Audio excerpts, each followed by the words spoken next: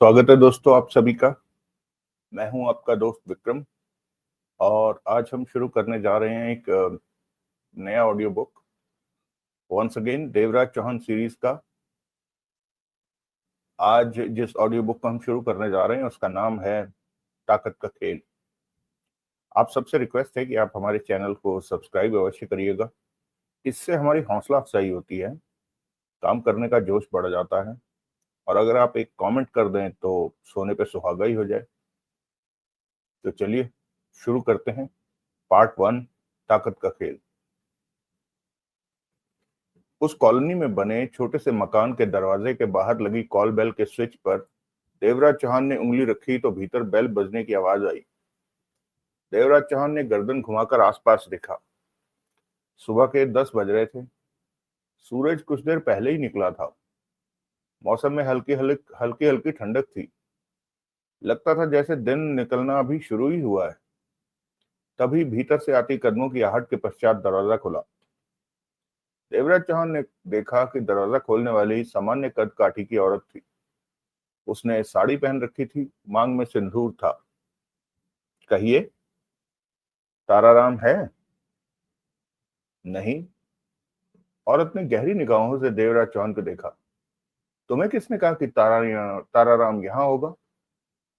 कठिनता से यहाँ का पता मिला है, देवराज चौहान ने पहले जैसे स्वर में कहा। वो यहाँ नहीं होता। कहाँ मिलेगा? मालूम नहीं, औरत ने कहकर दरवाजा बंद करना चाहा। देवराज चौहान ने जूते वाला पांव आगे कर दिया।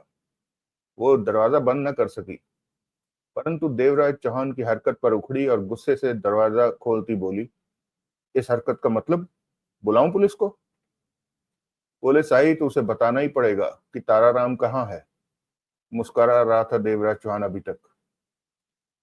उस औरत ने देवराज चौहान की आंखों में देखा। कौन हो तुम? ये सवाल तुम्हें पहले पूछना चाहिए था। क्या फर्क पड़ता है, अब पूछ लिया। औरत ने तीखे स्वर में कहा, मैंने तुम्हें पहले कभी नहीं देखा। मैं ताराराम का भला करने आया हूं। कैसा भला? उसकी जान खतरे में है, मैं उसे बचाना चाहता हूं। देवराज चौहान का स्वर शांत था, लेकिन इस तरह दरवाजे पर खड़े होकर बातें नहीं हो सकती। बात गंभीर है। वो उलझन भरी नजरों से देवराज चौहान को देखती रही। कुछ पल यूं ही चुप्पी में बीत गए। मैं नहीं जानती कि ताराराम कहाँ है। मैंने कहा है वो खतरे में है, मैं उसकी जान बचाना चाहता हूँ, देवराज चौहान बोला।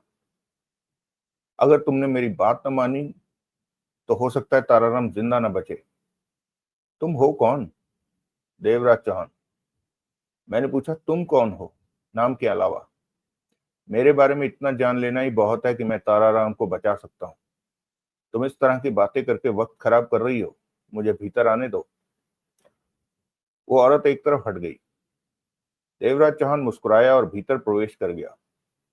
उसने दरवाजा खुला ही रहने दिया और सोफे की तरफ इशारा करती हुई बोली, बैठो। तुम यहाँ अकेली रहती हो? देवराज चौहान बैठते हुए बोला, बच्चा है मेरे पास, वो स्कूल गया है। इतना कहकर वो भी सोफे पर जा बैठी। इस वक्त घर में तुम्हारे अलावा और कौन है? मैं अकेली हूँ। अगर तुम्हारा कोई इरादा गलत है तो ऐसा कुछ भी नहीं है। मैं ताराराम के बारे में बात करना चाहता हूँ।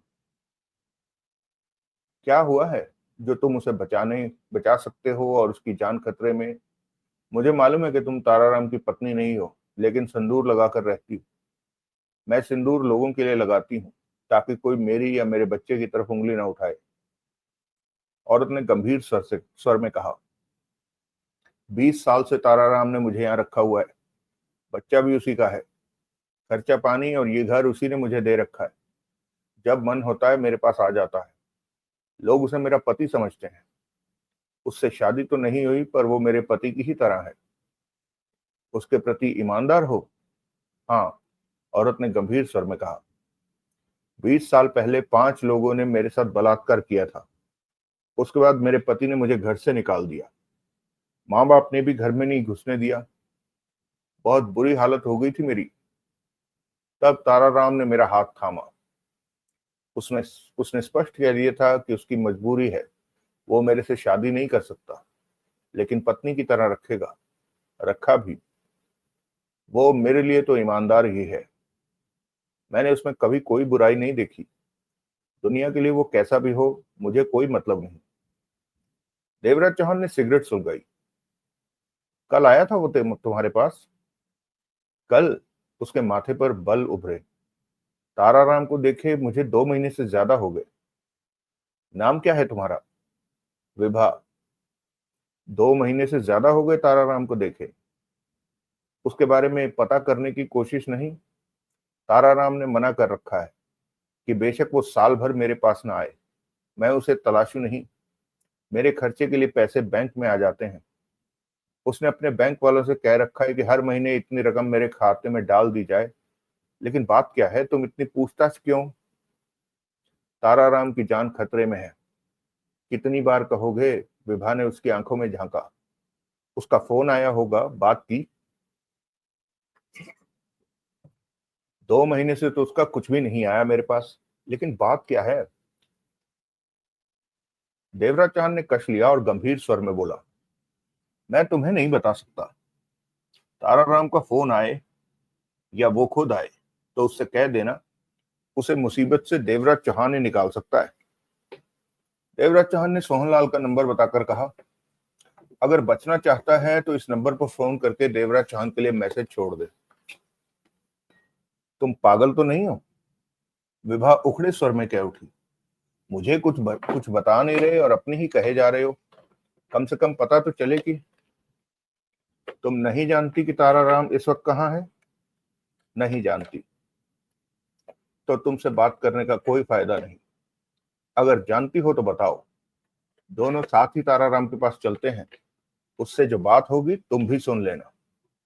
विभा देर तक देवराज चौहान को देखती रही, फिर गहरी सांस लेकर बोली, तुम मेरे मुंह से ये सुनना चाहते हो कि मैं तुमसे कहूं कि मैं जानती हूं कि ताराराम कहाँ है?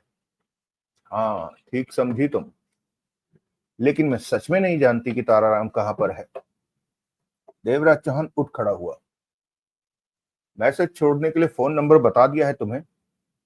देवराज चौहान का स्वर गंभीर था। ताराराम से बात हो तो उसे कह देना कि उस पत्थर से वो कुछ नहीं पा सकेगा, अलबत्ता जान अवश्य चली जाएगी।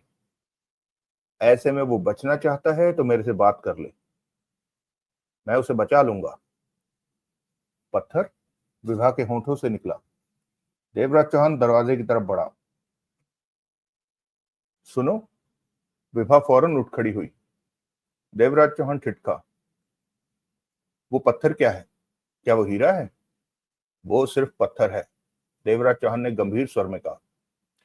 उसके किसी के उसके किसी के काम का नहीं है। उसके किसी काम का नहीं है। अगर किसी काम में उसका इस्तेमाल होता तो कम से कम ताराराम उसका इस्तेमाल नहीं कर सकता। जितनी जल्दी वो पत्थर मेरे हवाले करेगा, उसकी जान उतनी ही सुरक्षित हो जाएगी। मैं अभी भी कुछ नहीं समझी। ताराराम को ये बात बताना, वो सब समझता है और तुम्हें भी समझा देगा। कहने के साथ ही देवराज चौहान आगे बढ़ा और बाहर निकलता चला गया। गली पैदल ही पार करके सड़क के किनारे खड़ी कार का दरवाजा खोला। भीतर बैठने के लिए झुकाई था कि ठिठक कर रह गया। नजरें अपनी सीट की पुष्ट पर जा टिकी। वहां 1 फीट लंबा काले रंग का तीर धंसा हुआ था। देवराज चौहान के होंठ भिज गए, आंखें सिकुड़ गई।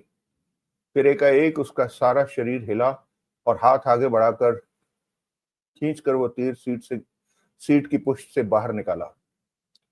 वो किसी काली लकड़ी से बना हुआ था, परंतु देवराज चौहान जानता था कि तीर की नोक पर ऐसा जहर है जो कि इंसान के शरीर पर तीर की रगड़ लगते ही खून में शामिल हो जाता है और फिर वो इंसान ज्यादा देर तक जिंदा नहीं रहता।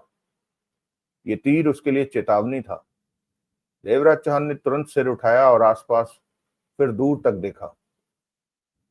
काफी दूर गली के किनारे उसे जोड़ा खड़ा दिखा।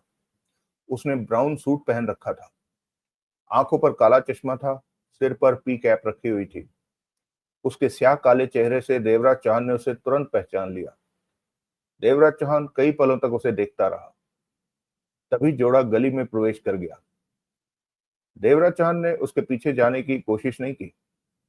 वो जानता था कि जोड़ा हाथ नहीं आएगा, लेकिन उसे मौत से भरी चेतावनी दे गया था कि उसका काम जल्दी कर दो। देवराज चौहान ने पुनः हाथ में पकड़े तीर को देखा। फिर उसने तीर को पास ही के नाले में फेंका और वापस आकर कार में बैठते हुए कार आगे बढ़ा दी। चेहरे पर गंभीरता नजर आ रही थी। अगला दृश्य। जगमोहन ने सफेद रंग के सूट के साथ आसमानी रंग की शर्ट पहन रखी थी। सुबह जब सूट पहना तो सिलने वाले की मनी मन तारीफ की थी, परंतु इस समय तो सूट उसकी सोचों से, दिलो दिमाग से निकलकर बहुत दूर हो चुका था। वो पुरानी बिल्डिंग की सीढ़ियां चढ़ते हुए थक चुका था। 9वीं मंजिल पर जाना था उसे, और अभी 7 मंजिलें ही तय हुई थी। लिफ्ट नहीं थी। उसका ख्याल था कि इस इमारत को बने 20 साल हो चुके हैं और अगले 10 सालों में ये कभी भी गिर सकती है।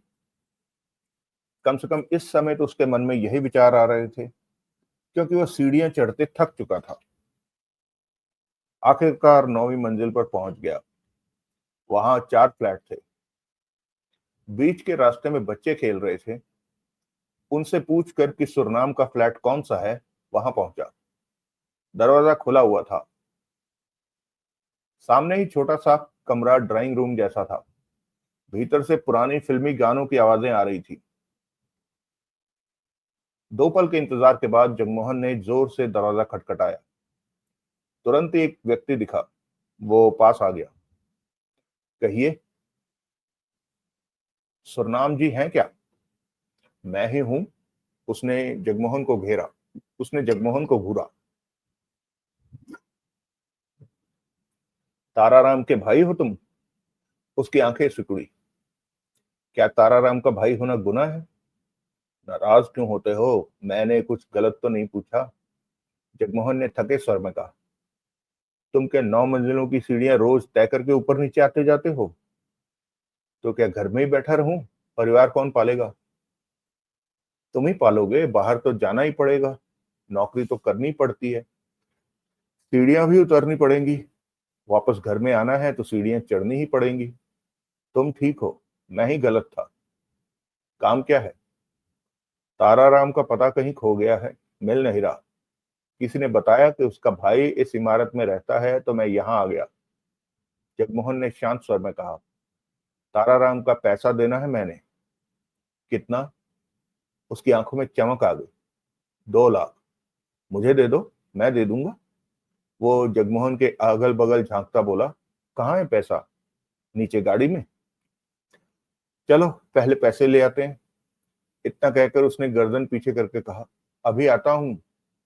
नीचे तक जा रहा हूं। दरवाजा बंद करने की जरूरत नहीं। इसके साथ ही वह जगमोहन को दरवाजे के बाहर धकेलने वाले ढंग में बाहर आ गया। जगमोहन समझ गया कि इस पर 2 लाख का नशा सवार हो गया है। माल को डकार जाने का पूरा प्रोग्राम बना लिया है, वरना दूसरे के माल की खबर सुनकर इसके सिर के बाल खड़े ना होते। दोनों सीढ़ियां उतरने लगे।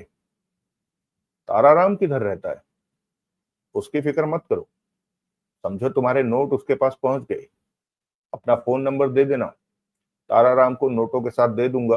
वो तुम्हें फोन कर लेगा। नोट नोट 100 में है या 1000 में? 1000 में। फिर तो संभालने में आसानी होगी। दोनों नीचे पहुंचे। जगमोहन थकान और सांसों को संयत करने लगा।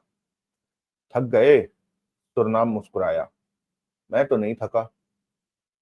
2 लाख के विटामिन का जोश है भी तेरे अंदर। अभी तू थकने वाला नहीं। जगमोहन होठों ही होठों में बड़बड़ाया। फिर बोला। जल्दी से मेरे से 2 लाख लो और मुझे छुट्टी दो। देर तो तुम ही कर रहे हो। बाहर किधर है तुम्हारी कार? आओ। दोनों वहां से दाएं तरफ पार्किंग की तरफ बढ़ गए। तेरे परिवार में कौन कौन है? कौन कौन क्या? बीवी है, 3 बच्चे हैं। किधर काम करते हो? दूर संचार में। कभी भी आ जाना मेरे पास। पूछताछ वाले बॉक्स में बैठता हूँ। जगमोहन अपनी कार में ड्राइविंग सीट पर बैठा और दूसरी तरफ का दरवाजा खोल दिया। बैठो। सुरनाम ने कार की गिर्द घूमकर दूसरी तरफ से भीतर बैठा। दरवाजा बंद कर लो। क्या जरूरत है? नोटों को हवा लग जाएगी। 1000 के हैं। सुरनाम ने फौरन कार का दरवाजा बंद कर लिया। उसी पल जगमोहन ने रिवॉल्वर निकाली और उसकी तरफ कर दी। रिवॉल्वर इतने करीब देखकर सुरनाम के होश उड़ गए। घबराया सा वो जगमोहन को देखने लगा। ताराराम का उधार तू ले सकता है, अगर मैंने उसे गोली मारनी हो तो बदले में गोली भी तू खा सकता है। नहीं, पागल हो, सुरनाम हड़बड़ाया। मुझे क्यों मारते हो? मैं सुन, जगमोहन की आवाज में खतरनाक भाव उभरे। अभी तक तो तू दूर संचार के पूछताछ के डिब्बे में बैठता है। कहीं ऐसा ना हो कि उस डिब्बे में कल से कोई दूसरा पूछताछ करने बैठने लगे और वो नया बैठने वाला पूछताछ करने वालों को बताता रहे कि पहले जो बैठता था उसे किसी ने गोली मार दी। सॉरी दोस्तों, जगमोहन हमेशा हंसाता है। ये बहुत अच्छा कैरेक्टर है, अनिल मोहन जी ने बड़े सोच के लिखे हैं। तो ये आदमी की बातें हमेशा हंसाने वाली होती हैं। चलिए शुरू करते हैं दोबारा से। सुन, जगमोहन की आवाज में खतरनाक भाव उभरे। अभी तक तो तू दूर संचार के पूछताछ के डिब्बे में बैठता है। कहीं ऐसा ना हो कि उस डिब्बे में कल से कोई दूसरा बैठने लगे और वो नया बैठने वाला पूछताछ करने वालों को बताता रहे कि पहले जो बैठता था उसे किसी ने गोली मार दी। मुझे गोली मत मारना। ना मारूं? जगमोहन ने दरिंदगी से कहा। नहीं, वो कांप रहा था। ताराराम कहाँ है? उसने सूखे होठों पर जीभ फेरी, कहा कुछ नहीं। वो तेरा भाई है। अब ये मत कहना कि तेरे को मालूम नहीं कि वो किधर है। मैं नहीं जानता कि वो किधर है। उसके होंठों से घबराहट भरी स्वर निकला। झूठ बोलता है साले। मैं सच कह रहा हूँ। वो बड़ा आदमी है। बड़े बड़े नेताओं में उसका उठना बैठना है। मेरे से बात करने या आने में उसकी शान कम होती है। कहने को वो मेरा भाई है और कोई वास्ता नहीं। उसके घर का पता बोल। सुरनाम ने फौरन ताराराम का पता बता दिया। वहां पर नहीं है वो। 2 ढाई महीने से उसका फ्लैट बंद है। कहाँ पर है वो? मैं नहीं जानता। जगमोहन ने हाथ बढ़ाकर रिवॉल्वर की नाल उसके पेट से लगा दी। सुरनाम का चेहरा फक पड़ गया। कहाँ मिलेगा ताराराम? जगमोहन के चेहरे से ऐसा लग रहा था कि वो अभी गोली चला देगा। रो देने वाले चेहरे को उसने इनकार में हिलाया। होठों से एक शब्द नहीं निकला। जगमोहन ने उसकी खौफ भरी आंखों में देखा। वो सच कहता लगा। ताराराम के 4 साथी विकास, अशोक, सोनू और अजीत को जानता है? जगमोहन गुर्राया। अजीत को जानता हूं। उसने सूखे होंठों पर जीभ फेरी। किधर रहता है? सुरनाम ने अजीत का पता बताया। बाकी तीनों को नहीं जानता? उनका पता नहीं जानता। अजीत का पता गलत निकला तो? वो इसी पते पर रहता है। अजीत के घर में और कौन कौन है? उसकी माँ है, बहन है। वो बाकी तीनों के पते जानते होंगे? पता नहीं। तुम दूसरों के पते अजीत से पूछ लेना। जगमोहन जानता था कि अजीत मारा जा चुका है। चल बाहर निकल। जगमोहन ने उसके पेट से रिवॉल्वर हटाकर नाल हिलाई। सुरनाम जल्दी से दरवाजा खोलकर बाहर निकला। दरवाजा बंद कर दिया। धक्का लगा कार को? जगमोहन ने ऊंचे स्वर में कहा। वो पीछे से धक्का लगाने लगा। जगमोहन ने कार स्टार्ट की और उसे आगे बढ़ाता चला गया।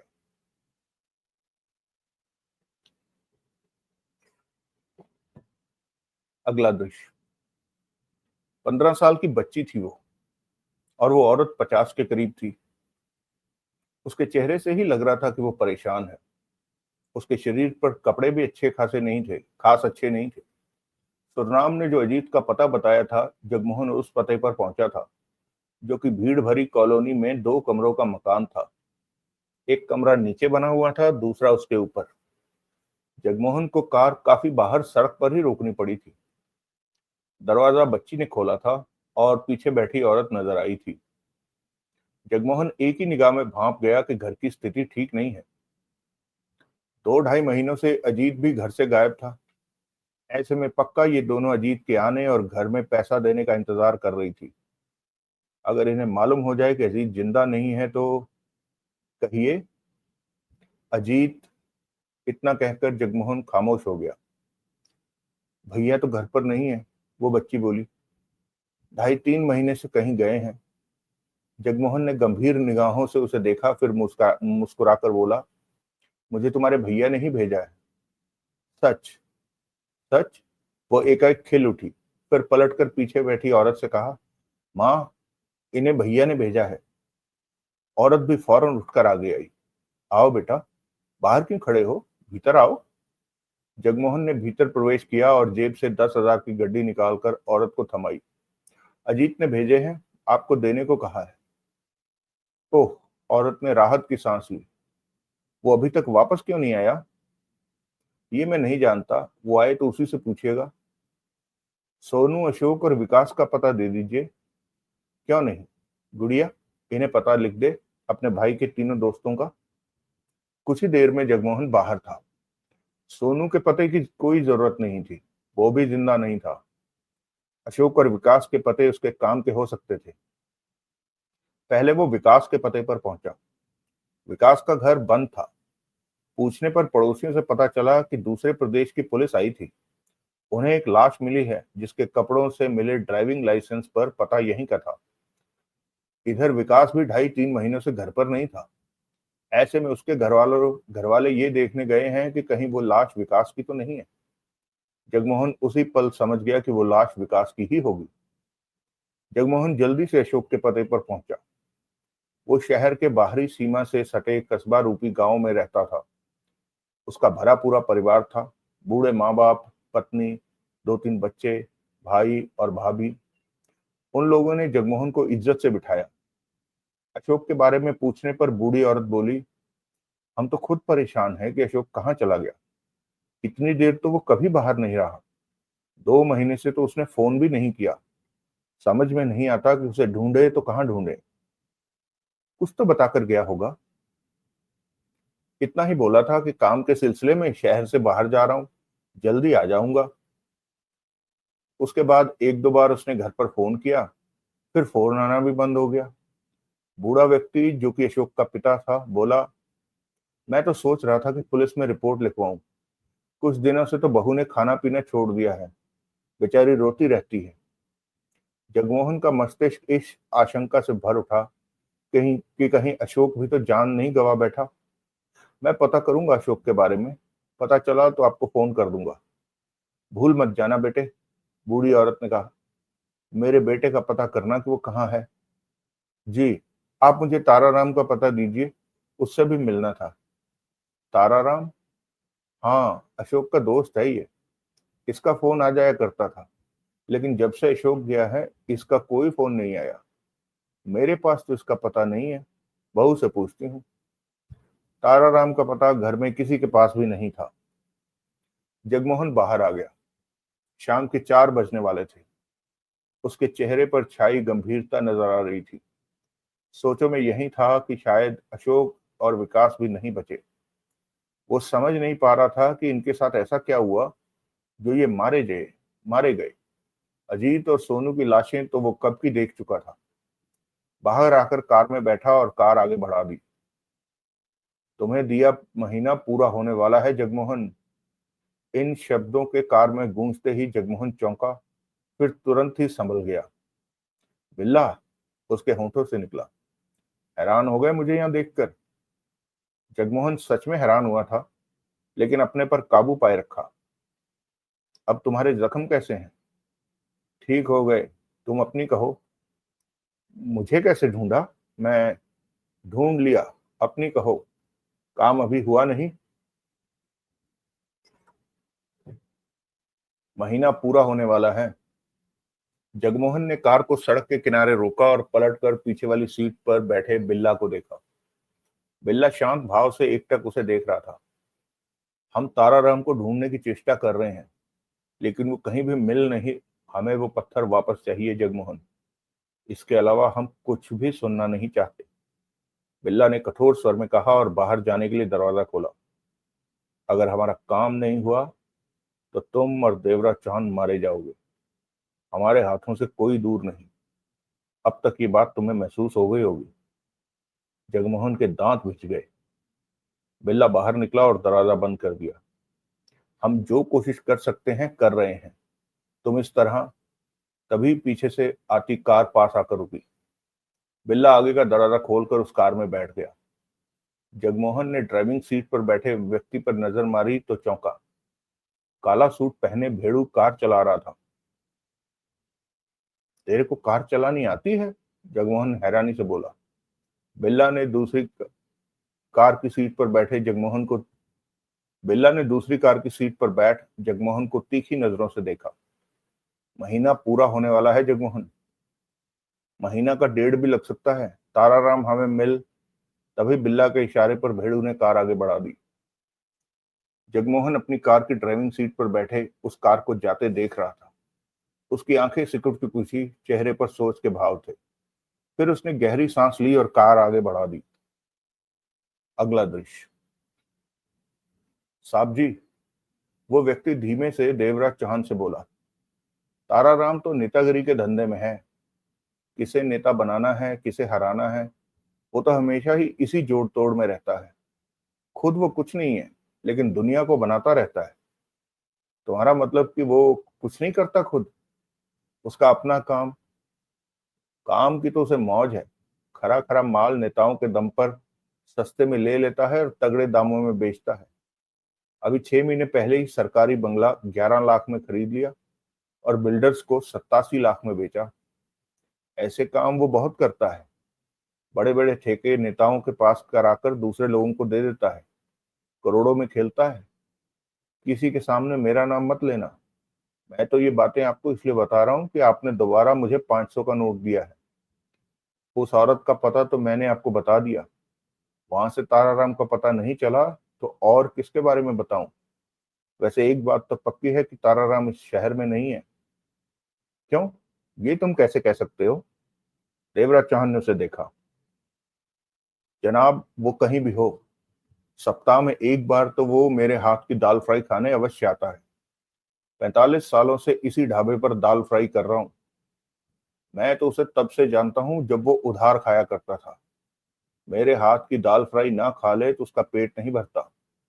मुझे हमेशा कहता है कि मैंने उसकी आदत बिगाड़ दी। साल भर पहले किसी चक्कर में 2 दिन पुलिस स्टेशन में बैठा लिया था पुलिस वालों ने। तब फौरन एक कांस्टेबल आ गया। ताराराम ने भेजा था उसे कि यहाँ से दाल फ्राई लेकर आना। 3 महीनों से वो आया नहीं है। ये हो ही नहीं सकता कि वो 3 महीने मेरी बनाई दाल ना खाए और इसी शहर में मौजूद रहे। तुम्हारा मतलब कि वो इस शहर में नहीं है? नहीं है, उसने विश्वास भरे स्वर में कहा। फिर बोला, नाम सिंह 3-4 दिन पहले आया था। नाम सिंह? वो देवराज चौहान को देखने लगा। कौन है नाम सिंह? उसके होंठों से उसके होंठ से नहीं खुले और हाथ के अंगूठे से पैसे का इशारा किया। देवराज चौहान ने उसे पुनः 500 का नोट दिया। नोट उसने जेब में डाला। नाम सिंह ताराराम का पुराना साथी है। जब ताराराम कुछ भी नहीं होता था, वो तब से ताराराम के साथ ही है। ताराराम इंजन है और नाम सिंह पहले की तरह डिब्बा बना उसके साथ रहता है। नाम सिंह ताराराम की कोई बात कर रहा था क्या? मैं तो तब व्यस्त था, मेरे से क्या बात करता? मेरे ख्याल में नाम सिंह ताराराम के बारे में बता सकता है।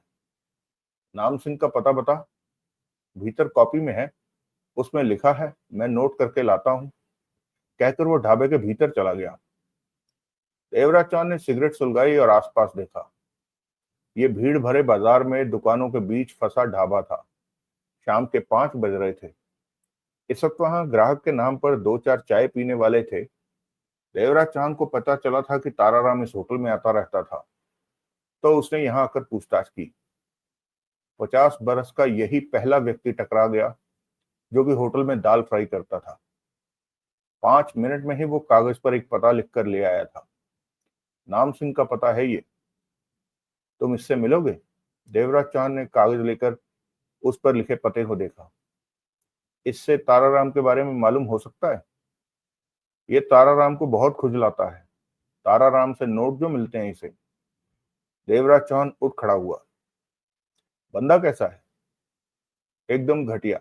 मिलोगे तो जान जाओगे।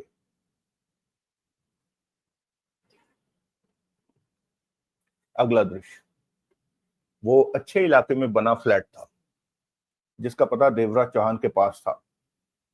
देवराज चौहान उस फ्लैट के दरवाजे पर पहुंचा तो बाहर नाम सिंह नाम की पट्टी लगी दिखी। देवराज चौहान ने कॉल बेल दबा दी। दूसरी बार बेल बजाने पर थोड़ा सा दरवाजा खुला और 50 बरस के व्यक्ति का चेहरा दिखा। क्या है? नाम सिंह से मिलना है। बाद में आना। तुम कौन हो? देवराज चांद ने उसे घूरा। मैं ही नाम सिंह हूं। तुम बाद में आना, इस वक्त मैं तुमसे बहुत जरूरी काम। सब काम हो जाएगा, नाम सिंह बात काट कर बोला, लेकिन 2 घंटे बाद आना। इस वक्त मैं 2 घंटे बाद तो मैं किसी दूसरे के पास चला जाऊंगा। नोटों का फायदा उसे हो जाएगा। अर्जेंट है? हाँ, देवराज चांद ने सिर हिलाया। बहुत अर्जेंट है। तुम इस वक्त बहुत व्यस्त लग रहे हो। इस वक्त मैं, खैर छोड़ो, तुम्हें 5-7 मिनट बाहर ही इंतजार करना पड़ेगा। खड़ा हूं। उसने दरवाजा बंद कर लिया। देवराज चौहान जेबों में हाथ डाले वक्त बिताने लगा। 10 मिनट बाद दरवाजा खुला और एक युवती बाहर निकली। वो 25-27 की होगी। तुम्हारे आने का शुक्रिया, वो फुसफुसाई। वरना उसे वरना उसने मुझे 5 घंटे और खाना था। देवराज चौहान ने कुछ नहीं कहा। वो सीढ़ियां उतरती चली गई। कुछ पलों बाद नाम सिंह दरवाजे पर मुस्कुराता खड़ा दिखा। आओ। वो जरा, मैं व्यस्त था। इसकी सरकारी नौकरी लगवानी थी। इंटरव्यू ले रहा था। देवराज चौहान भीतर प्रवेश कर गया। नाम सिंह ने दरवाजा बंद किया। पलटा ही था कि देवराज चौहान ने उसकी कमीज का कॉलर पकड़ा और जोरदार घूंसा उसके चेहरे पर मारा। वो हल्की सी चीख के साथ नीचे जा गिरा। ऐसा कुछ होने की उसे जरा भी आशा नहीं थी। अगले ही पल वो गुस्से से खड़ा हुआ। गाल फट जाने से होंठ के कोनों से खून बह निकल रहा था। वो पूरी तरह देवराज चांद पर झपटने के मूड में था कि एकाएक ठिठक गया। चेहरे पर कई रंग आकर खिसक गए। देवराज चांद के हाथ में दबी रिवॉल्वर का रुख उसकी तरफ था। नाम सिंह ने सूखे होंठों पर जीभ फेरी। देवराज चांद का चेहरा कठोर था। ये क्या है? कौन हो तुम? बैठ जाओ, देवराज चांद ने दांत भींच कर कहा। नाम सिंह फौरन सोफे पर जा बैठा। वो डरी निगाहों से देवराज चौहान और रिवॉल्वर दोनों को देख रहा था। देवराज चौहान ने रिवॉल्वर जेब में रखी और नाम सिंह के सामने सोफे पर बैठ गया। नाम सिंह नाम है तेरा? हाँ हाँ। ताराराम का है? ताराराम? देवराज चौहान उसे देखता रहा। मैं नहीं जानता। देवराज चौहान ने होंठ भींचते उसे देखा और हाथ जेब की तरफ बढ़ाया। सच में मैं नहीं जानता। मरना चाहते हो? नहीं, मैं, सुन। देवराज चौहान का स्वर मौत से भरा था। तू मरना नहीं चाहता होगा।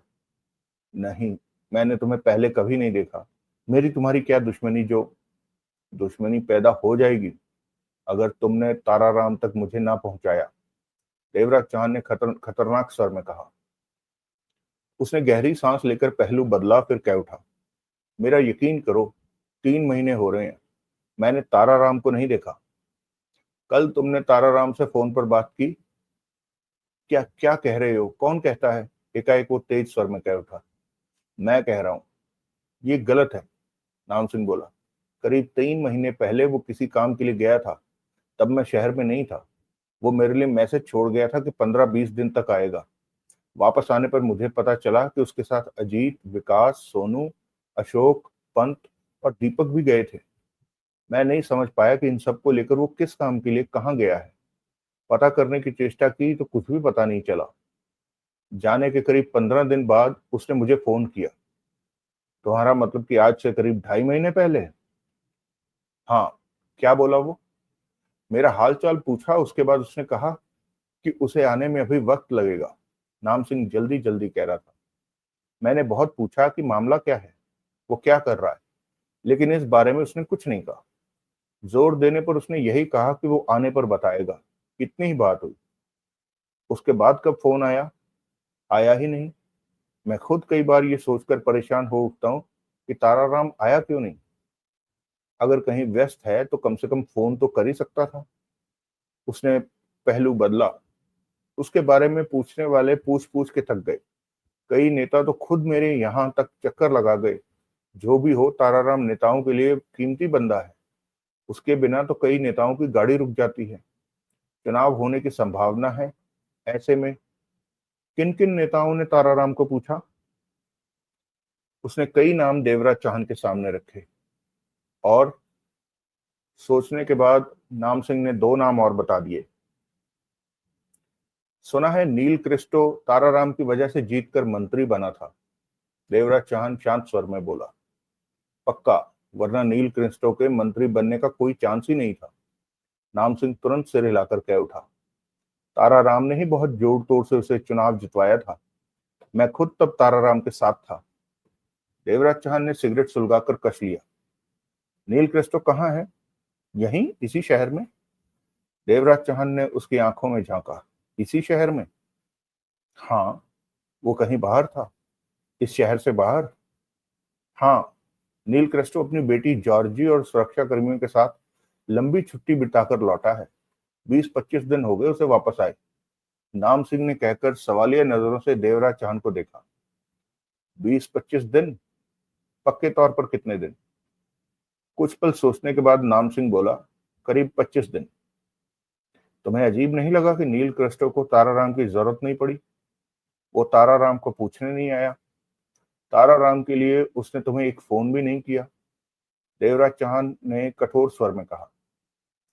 नाम सिंह की आंखें सिकुड़ी। वो कुछ सीधा हुआ।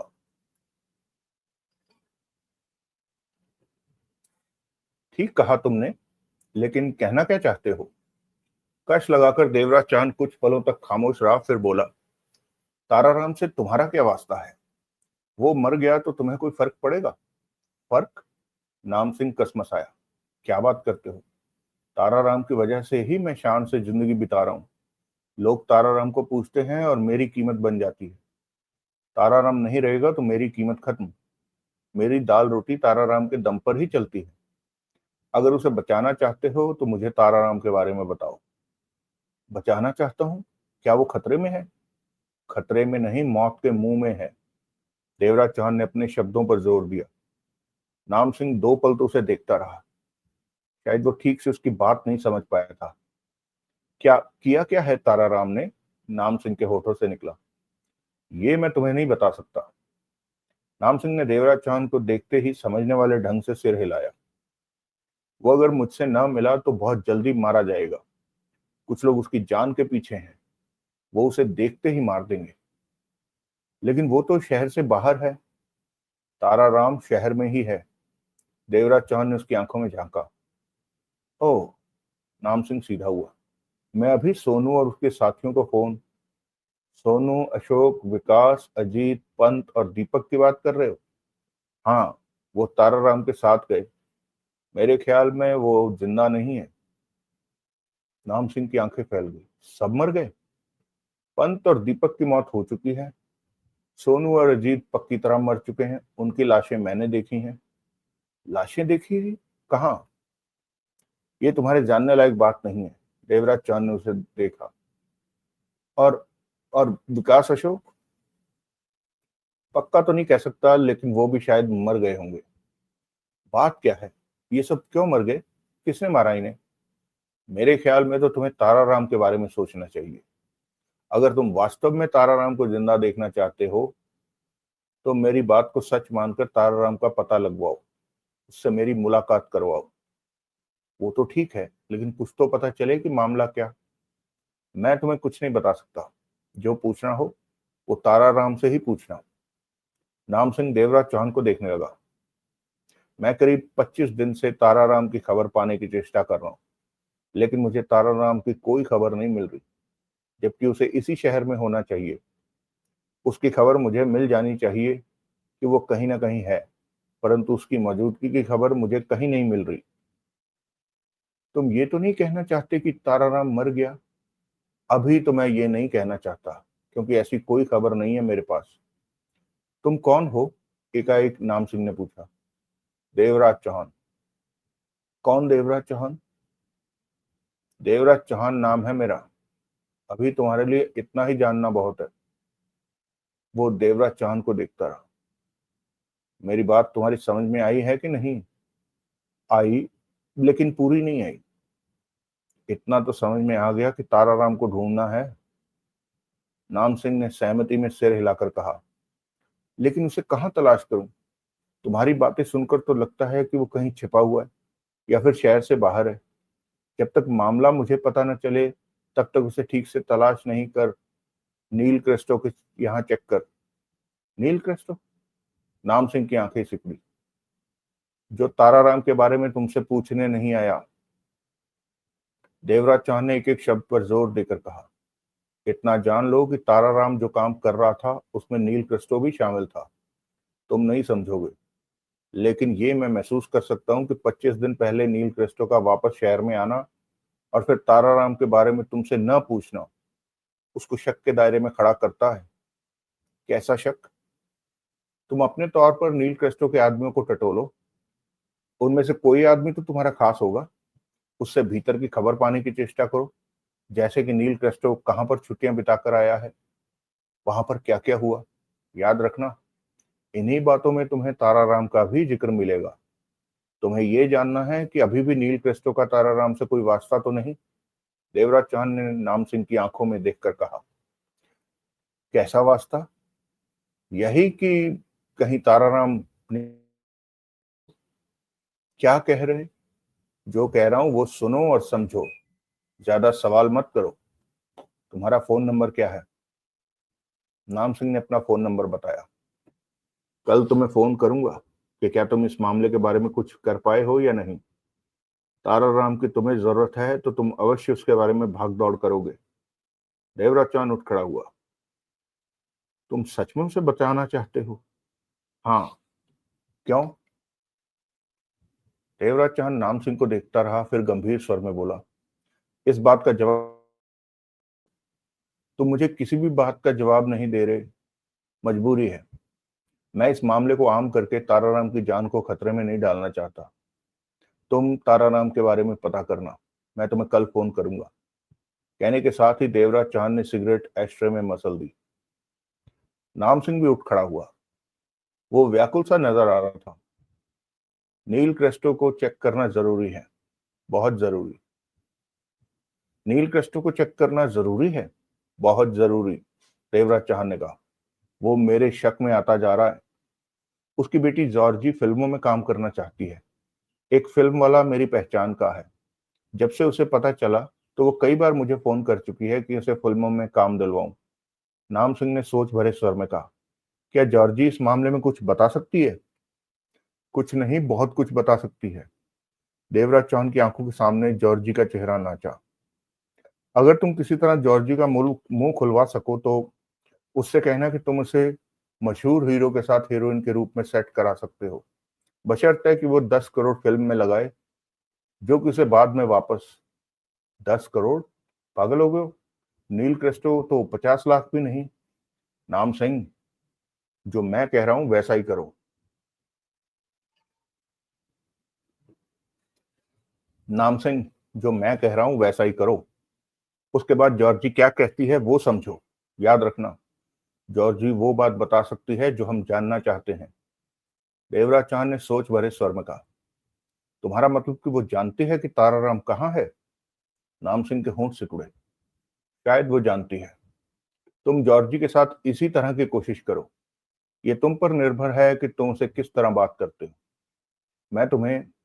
तभी नाम सिंह उठा और फोन के पास पहुंचकर नंबर डायल करता हुआ बोला, बैठ जाओ, मैं जॉर्जी से बात कर रहा हूँ। देवराज चौहान के होंठ सिकुड़े। फिर वो आगे बढ़कर सोफे पर आ बैठा। उधर से लाइन मिलते ही नाम सिंह ने बात की। हाँ, मैं नाम सिंह। नेताजी कैसे हैं? भगवान उन्हें और सुख दे। बिटिया रानी है क्या? हाँ। हाँ, उनका काम था। मेरे को बोला था उसी से बात करूंगा। वो बिजी हैं तो कह देना बाद में। ठीक है, कराओ बात। इसके बाद लाइन पर कुछ देर के लिए चुप्पी छा गई। नाम सिंह और देवराज चौहान की नजरें मिली। दोनों खामोश रहे। कोई कुछ नहीं बोला। करीब 1.5 मिनट बाद जॉर्जी की आवाज नाम सिंह के कानों में पड़ी। कैसे हो नाम सिंह जी? ऊपर वाले के बाद आप जैसे नीचे वालों की दया से बहुत अच्छा हूं। बिटिया कहीं बाहर गई थी क्या? हाँ, लेकिन मुझे वापस आए तो 25 दिन हो चुके। इधर मैं जरा व्यस्त हो गया था। तुम तो जानती हो कि मेरा काम ही लोगों की सेवा करना है। कभी इधर सेवा में लग गया तो कभी उधर। ऐसे ही जीवन बीते जा रहा है। वो क्या है बिटिया, बहुत जुगाड़ बिठाकर तुम्हारा काम फिट किया है। क्या? वही फिल्म वाला काम। ओह नाम सिंह जी, शुक्रिया, मेहरबानी। आपने तो खुश कर दिया। पूरी बात वो ऐसा है, फोन पर बातें नहीं हो सकती। मेरे को भी तुमसे कुछ बात करनी है। फिल्म नगरी में कोई भी किसी के लिए कुछ नहीं करता, सब अपने लिए काम करते। स्पष्ट कहो नाम सिंह जी। मैं जब वक्त मिले तो फोन करके मेरे पास आ जाना, सब समझा दूंगा। ज्यादा देर मत करना वरना। अभी आप घर पर हो? हाँ, मैं 1 घंटे में आ रही हूँ। क्या साथ में फोटो वाली एल्बम भी ले आऊं? जो उसकी जरूरत नहीं है, वो सब ठीक कर दिया। तुम आ जाओ, एक बार बात कर। मैं आ रही हूँ। नाम सिंह ने रिसीवर रखा और देवराज चौहान को देखकर गंभीर स्वर में कहा, नील क्रेस्टो की बेटी जॉर्जी आ रही है। देवराज चौहान ने सिर हिलाया, फिर बोला, अब तुम्हारी समझदारी का इम्तिहान है नाम सिंह। ताराराम के बारे में जानकारी निकालनी है जॉर्जी के भीतर से। मेरे ख्याल में वो कुछ बता सकती है। मेरे से अभी सवाल मत करो, सिर्फ मेरी सुनो। जॉर्जी से बात करो, उसके बाद मैं तुम्हें सब कुछ बता दूंगा। जॉर्जी से बात कैसे करनी है, ये मैं तुम्हें बता देता हूँ। तुम? नाम सिंह खोज भरी निगाहों से उसे देख रहा था। जॉर्जी को जानते हो? उसे देखता देवराज चौहान मुस्कुरा पड़ा, बहुत अच्छी तरह से। तो फिर ये बातें तुम क्यों नहीं कर लेते, जो मुझे करने को कह? वो मुझे देखते ही सतर्क हो जाएगी और कुछ नहीं कहेगी। वो जो कहे मुझे बताना है। बात क्या है, बात क्या और कैसे करनी है, वो मैं तुम्हें समझा देता हूँ। फिर मैं यहाँ से चला जाऊंगा और रात को फोन करूंगा। वो तब भी यहाँ हो तो रॉन्ग नंबर कहकर रिसीवर रख देना, तब मैं बाद में फोन कर लूंगा। नाम सिंह ने गंभीरता से सिर हिलाया। देवराज चौहान उसे समझाने लग गया।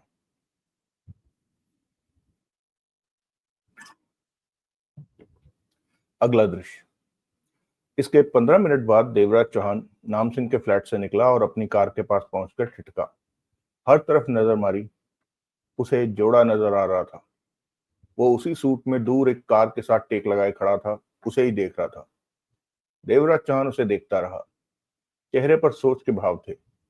फिर वो अपनी कार का दरवाजा खोलकर भीतर बैठा और कार आगे बढ़ा दी। देवराज चौहान समझ गया कि जोड़ा बराबर उस पर नजर रख रहा है। उससे पीछे छुड़ाने की चेष्टा करके देवराज चौहान अपना वक्त खराब नहीं करना चाहता था। 40 मिनट बाद देवराज चौहान ऐसे बंगले पर पहुंचा जो उसने 2 महीने पहले ही नया खरीदा था। पुराना बंगला ज्यों का त्यों पड़ा था। उसे छोड़े 2.5 महीने से ज्यादा हो गया था। 3 महीने पहले वो बंगला जॉर्ज लूथरा की नजरों में आ गया था और जॉर्ज लूथरा जैसे खतरनाक आतंकवादी को उसकी तलाश थी। ऐसे में बंगले पर जाना खतरे से खाली नहीं था। ये बातें जानने के लिए आपको हमारा अगला ऑडियो बुक 27 सेकंड सुनना पड़ेगा। इससे दोस्तों ये भी तय हो गया कि अब हम कौन सा अगला ऑडियो बुक लेकर आएंगे आपके लिए। खैर, आगे बढ़ते हैं। बंगले में मौजूद जरूरी सामान सोहनलाल ने चोरों को भेजकर मंगवा लिया था।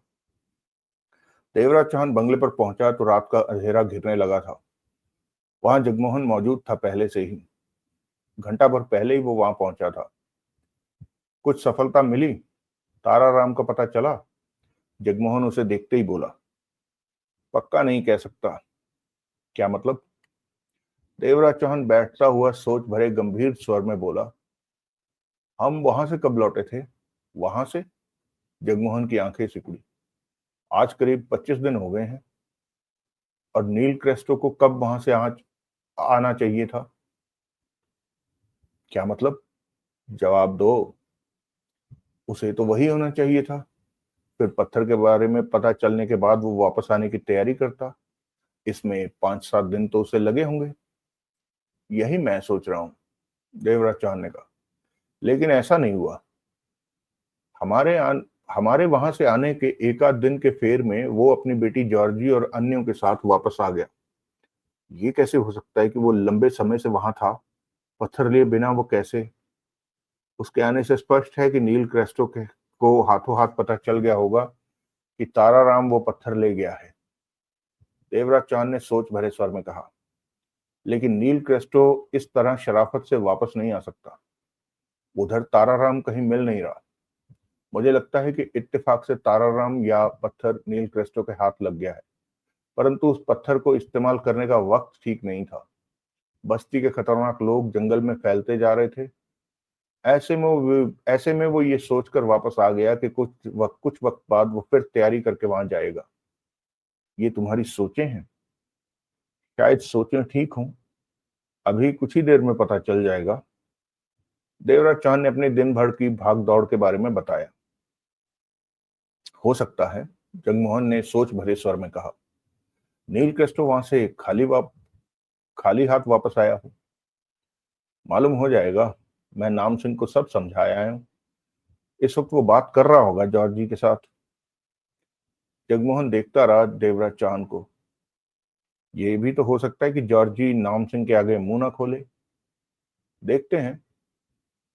फिर जगमोहन ने अपनी भागदौड़ के बारे में बताया। बिल्ला, भेड़ू और जोड़ा यहाँ आ ही नहीं गए, बल्कि हम पर नजर भी रख रहे हैं। जगमोहन ने कहा, हमें इन लोगों से सतर्क रहना चाहिए। ये कभी भी हम पर वार कर, जब तक हम इस काम में व्यस्त हैं, ये लोग हमें नुकसान नहीं पहुंचाएंगे। देवराज चौहान का स्वर गंभीर था। ये लोग पीठ पीछे हम पर वार नहीं करेंगे। जगमोहन ने बेचैनी से पहलू बदला।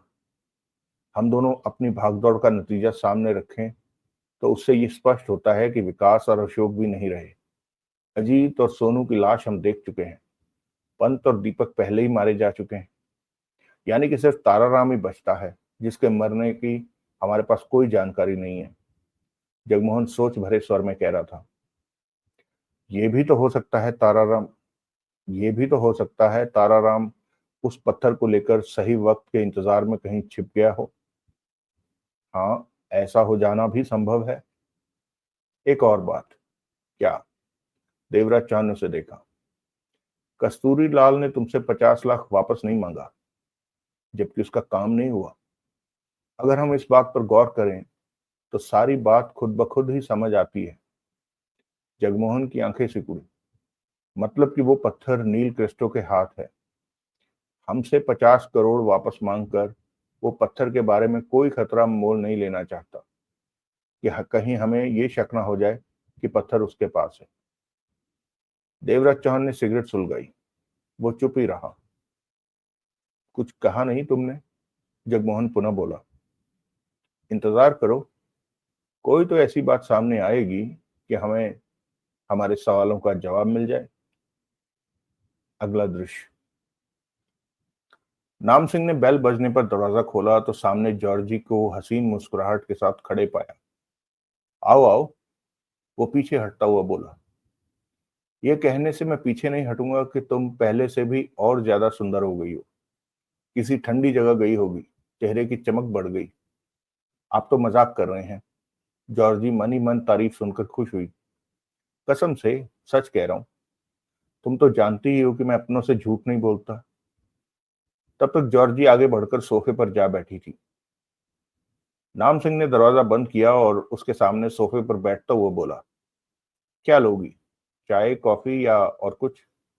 कहने के साथ ही नाम सिंह ने उसकी शर्ट के भीतर देखा, जो कि जॉर्जी के बैठने की वजह से कुछ ढीली हो गई थी और उसकी ब्रा तक नजर आ रही थी।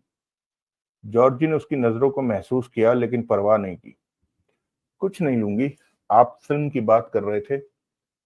हाँ हाँ, नाम सिंह मुस्कुरा करके उठा। उस डायरेक्टर का 2 बार मुझे फोन आ चुका है। तुम यहाँ नहीं थी, वरना बात कब की पक्की हो जाती। मैंने उसे तुम्हारी तस्वीरें दिखाई, वही जो 2-3 मेरे पास पड़ी थी। वो तो पीछे पड़ गया था मेरे कि इस लड़की को ही हीरोइन लेना है। ये बता, तेरे को कौन सा हीरो पसंद है? हीरो? हाँ, अपना बॉलीवुड का हीरो। तेरे को उसी के साथ हीरोइन आना है। वो डायरेक्टर तो कब से तेरी पसंद का इंतजार कर रहा है कि तू हीरो का नाम बोले और वो हीरो को साइन करे। सच? जॉर्जी का चेहरा खुशी से भर उठा। आंखों में चमक आ गई। नाम सिंह ने गर्दन जरा ऊंची करके उसकी खुली स्कर्ट में झांकना चाहा। जॉर्जी बिना किसी ऐतराज के थोड़ा और आगे झुक गई कि नाम सिंह को तांग झांक करने में ज्यादा तकलीफ ना उठानी पड़े। पक्का सच जॉर्जी? स्क्रिप्ट तैयार है, लोकेशन ओके है, सब कुछ रेडी है। वो तो तेरी हाँ के 15 दिन के बाद ही शूटिंग शुरू कर देगा, स्टार्ट टू फिनिश। 2 महीने में फिल्म तैयार। चौथे महीने देश भर के शहरों में थिएटर पर फिल्म लगी होगी। सब जॉर्जी को देख रहे होंगे। ओह, जॉर्जी की आंखों में सपने तैरने लगे। कितना अच्छा लग रहा है। वो डायरेक्टर कभी बेकार था। 15 साल पहले धर्मेंद्र से कहकर मैंने ही उसे काम दिलवाया था। आज वो बड़ा बन गया है, लेकिन मेरा एहसान नहीं भूला। मेरे कहने पर एक ही बार में तुम्हें हीरोइन लेने को तैयार। ओ नाम सिंह जी, मैं आपका एहसान कभी नहीं भूलूंगी। आप जो कहेंगी कहेंगे मैं करने को तैयार हूँ। नाम सिंह ने अपना सिर थोड़ा और आगे किया। जॉर्जी कुछ और आगे को झुक गई कि वो अच्छी तरह नजारा कर सके। अब तुम जल्दी से 10 करोड़ का इंतजाम करो। 10 करोड़? जॉर्जी के होंठों से निकला। वो फौरन सब कुछ समेट कर पीछे हट गई। फिल्म में 10 करोड़ कहाँ से आ गया? नोटों के बिना फिल्म कहाँ बनती है? 35 करोड़ की स्टार्ट टू फिनिश फिल्म का काम करने जा रही हो। रातों रात तुम स्टार बन जाओगी। मुझे मत भूलना। फिर ये पैसा तो फिल्म रिलीज होने के 1 महीने बाद तुम्हें वापस मिल जाएगा। नोट अपने घर में और तुम नामी हीरोइन। इतना तो करना ही पड़ेगा। बॉलीवुड के नंबर 1 हीरो के साथ तेरे को ब्रेक मिल रहा है। कुछ उधार तो देना ही पड़ेगा। ये तो कुछ भी नहीं है। कई तो 15-15 करोड़ देने को तैयार हैं कि बेशक बाद में मिल जाए, लेकिन एक बार हीरोइन। नाम सिंह जी, मेरे पास तो कुछ भी नहीं है। क्यों मजाक करती हो? तुम्हारे पास तो सब कुछ है। नहीं है। तुम्हारे पास तो बहुत हैं। जो है वो आप भी ले लो, वो डायरेक्टर भी ले ले। जॉर्जी ने नाम सिंह की आंखों में झांका और पुनः आगे की तरफ झुक गई। लेकिन पैसा मेरे पास नहीं है। पैसे के बिना काम कैसे चलेगा? मैं तो कुछ और लेकर भी सब्र कर लूंगा, लेकिन डायरेक्टर को कुछ और के साथ पैसा भी चाहिए। फिल्म तो पैसे से बनती है, कुछ और के साथ नहीं। तुम नेताजी से पापा की आदत को आपसे बेहतर कौन जानेगा। वो ये पैसा नहीं देंगे। कंजूस है। फिर तो फिल्म नहीं बनने वाली। उसमें दूसरी हीरोइन। प्लीज नाम सिंह जी, कुछ करो। मैं ये चांस नहीं छोड़ना चाहती। मैं इससे ज्यादा कुछ नहीं कर सकता। नाम सिंह सिर हिलाकर गंभीर स्वर में बोला। तुम्हारे लिए जितना कर सकता था वो कर रहा हूँ। बिना पैसे दिए वो डायरेक्टर नहीं मानेगा। तुम देखना, मेरा जवाब सुनते ही वो किसी दूसरी लड़की को चुन लेगा जो जो उसे पैसा उधार। ऐसा मत कहिए। मैं हीरोइन बनना। 10 करोड़ दिए बिना तेरे को फिल्म में ब्रेक नहीं मिलेगा। नाम सिंह ने दो टूक स्वर में कहा। 1-2 दिन में सोच के बता देना। मुझे भी आगे जवाब देना है। जॉर्जी एकाएक उठी और टहलने लगी। वो परेशान दिखाई दे रही थी। उसके खूबसूरत चेहरे पर गुस्सा और उखड़ापन नजर आने लगा था। नाम सिंह बैठा हुआ एकटक उसे देख रहा था। क्या हुआ? नाम सिंह के शब्दों पर वो चौंक कर इस तरह ठिठकी, जैसे नाम सिंह की मौजूदगी का उसे पहले पता ही ना हो। वो एकटक सी नाम सिंह को देखने लगी, परंतु उसकी आंखें बता रही थी कि वो गहरी उलझन में है। तुम कुछ परेशान हो? नहीं। एकाएक वो सिर झटक कर बोली। पापा से 10 करोड़ करने पापा से 10 करोड़ की बात करने का फायदा नहीं। वो 1 करोड़ भी नहीं देंगे, जबकि मुझे हीरोइन जरूर बनना है। 10 करोड़ के बिना तुम नहीं बन सकती। वो तुम्हें फिल्म रिलीज होने के बाद महीने बाद वापस पैसा मिल जाएगा। मैं कोशिश करूंगी कि 10 करोड़ का इंतजाम हो जाए। जॉर्जी दांत दांत भींच कर कह उठी। तुम करोगी? नाम सिंह ने हैरानी से उसे घूरा। जॉर्जी कुछ नहीं बोली। बैठ जाओ। मुझे कहो, परेशानी क्या है जो। मैं जा रही हूँ, फिर आऊंगी। तुम उस डायरेक्टर से बात करके रखना। मैं ही हीरोइन बनूंगी। लेकिन बैठो तो सही। जॉर्जी दरवाजा खोलते हुए बोली। मैं 1-2 दिन में तुमसे बात करूंगी। कहने के साथ ही वो दरवाजा खोलकर निकल गई। नाम सिंह अपनी जगह पर बैठा रहा।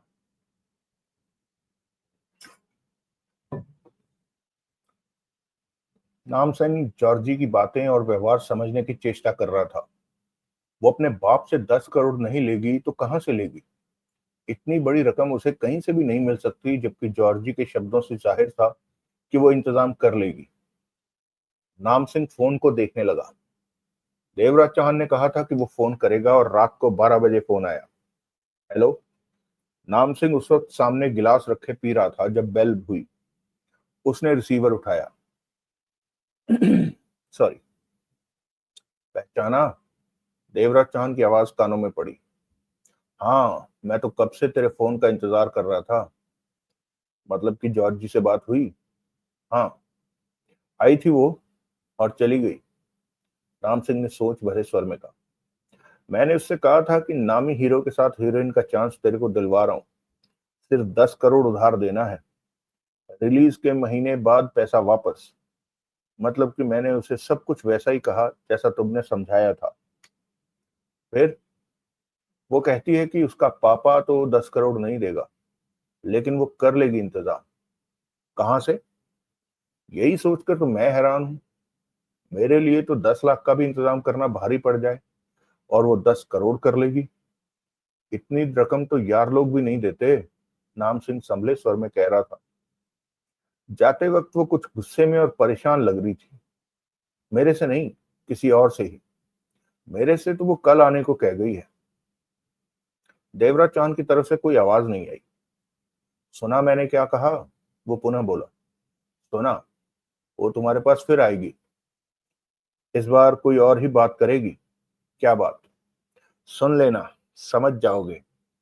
तुमने उसे शक नहीं होने देना कि फिल्म की बात नकली है। समझ गया। इसी में ताराराम का भला है। मेरे ख्याल में कल तेरे को जॉर्जी की बातों में मजा आएगा। तुम, राम सिंह ने कुछ कहना चाहा। मैं तुमसे कल बात करूंगा। इसके साथ ही दूसरी तरफ से देवराज चौहान ने रिसीवर रख दिया। नाम सिंह ने होंठ सिकोड़ कर रिसीवर रखा, फिर गिलास उठाकर घूंट भरा। चेहरे पर सोच के भाव स्पष्ट नाच रहे थे। कानों में देवराज चौहान के शब्द और आंखों के सामने जॉर्जी का चेहरा नाच रहा था। साली कोई बात तो है बीच में।